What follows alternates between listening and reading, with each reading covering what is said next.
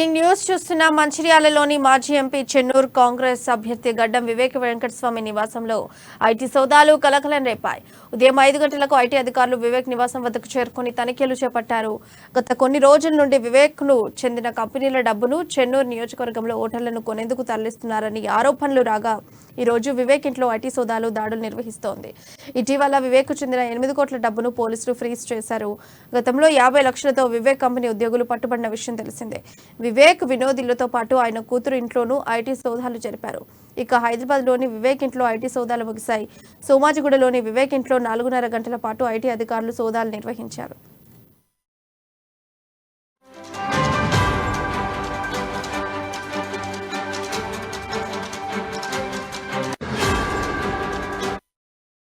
మంచిర్యాలలోని మాజీ ఎంపీ చెన్నూరు కాంగ్రెస్ అభ్యర్థి గడ్డం వివేక్ వెంకటస్వామి నివాసంలో ఐటీ సోదాలు కలకలం రేపాయి. అయితే ఉదయం 5 గంటలకు ఐటీ అధికారులు వివేక్ నివాసం వద్దకు చేరుకొని తనిఖీలను నిర్వహించారు. ఇక ఇదే అంశంపై మరింత సమాచారం మా ఇన్పుట్ ఎడిటర్ శ్రీనివాస్ అందిస్తారు. శ్రీనివాస్, చెప్పండి.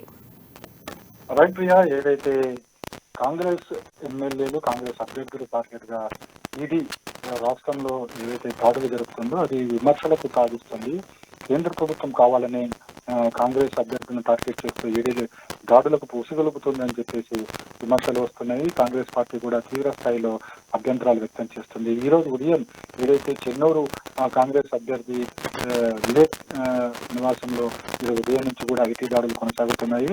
ఇటు చెన్నూరు, అదేవిధంగా మంచిర్యాల, హైదరాబాద్ ఆయన నివాసాల్లో మొత్తం కూడా ఉదయం నుంచి కూడా ఐటీ దాడులు కొనసాగాయి. ఇప్పటికైతే ముగిశాయని చెప్పచ్చు. ఏదైతే గతంలో వివేక్ నివాసం నుంచి 2 కోట్ల రూపాయలను ఫ్రీజ్ చేయడం జరిగింది. సో అదేవిధంగా మిగతా ప్రస్తుతం ఎన్నికలు జరుగుతున్న నేపథ్యంలో ఈ ఈడీ దాడులు జరపడాన్ని అందరూ తీవ్రంగా వ్యతిరేకిస్తున్నారు. హైదరాబాద్ లో కూడా ఆయన నివాసంలో ఈరోజు కొద్దిసేపు వరకు కూడా దాడులు జరిగాయి.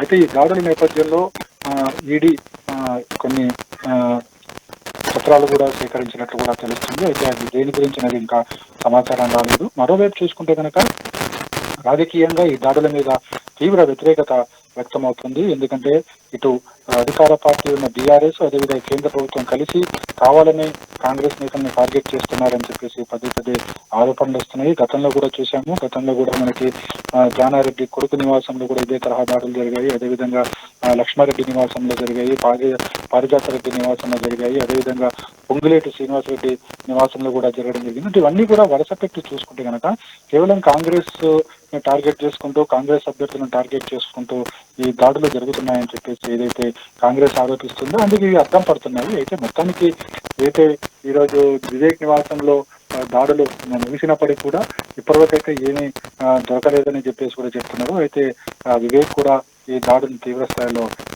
విమర్శిస్తున్నారు. ఎలక్షన్స్ టైంలో ఇప్పుడు చూసుకుంటే వివేక్ ఇంట్లో జరిగినటువంటి ఈ సోదాల్ని చూస్తుంటే ఇప్పుడు కాంగ్రెస్ పార్టీకి ఇది కొంచెం మైనస్ అవుతుంది అనుకోవచ్చు.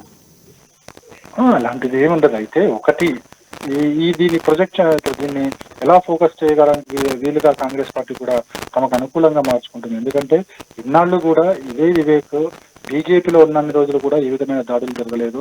అదేవిధంగా పొంగులేటి శ్రీనివాస్ రెడ్డి కూడా బీజేపీలోకి వస్తారు అనుకున్నప్పుడు ఏమి జరగలేదు. ఎప్పుడైతే బీజేపీ నుంచి బీజేపీకి రారు, కాంగ్రెస్ లోకి వెళ్ళిపోతున్నారని జరిగాయో అప్పుడు ఆయన మీద దాడులు జరిగాయి.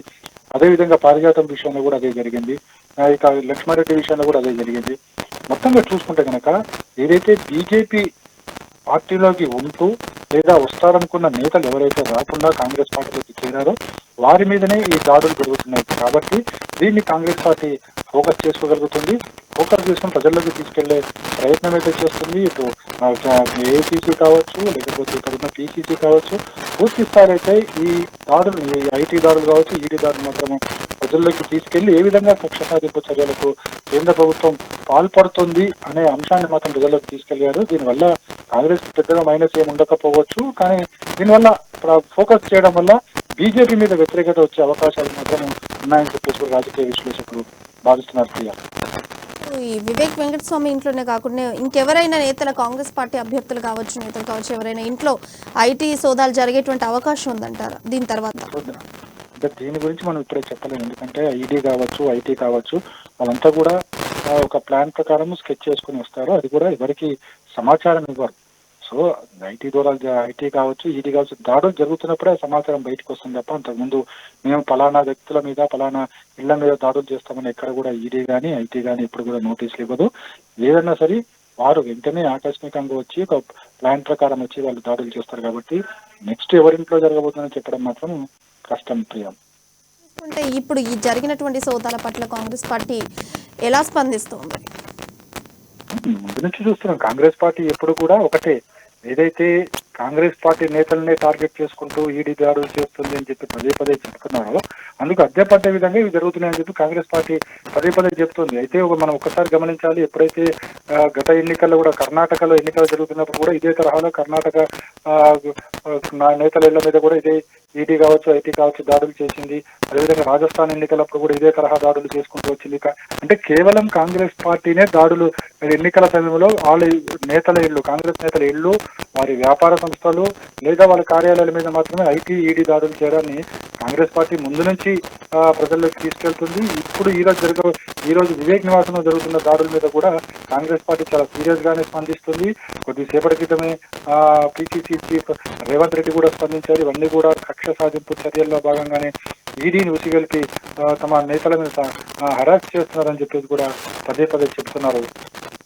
Srinivas, thank you for updates.